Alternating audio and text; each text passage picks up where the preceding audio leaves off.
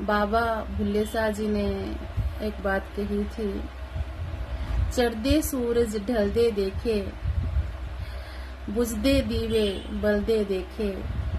हीरा दा कोई मुल न जाने, खोटे सिक्के चलदे देखे,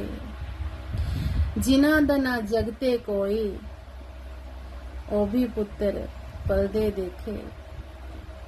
उसदी रहमत दे नाल बंदे पानी उत्ते तरदे देखे,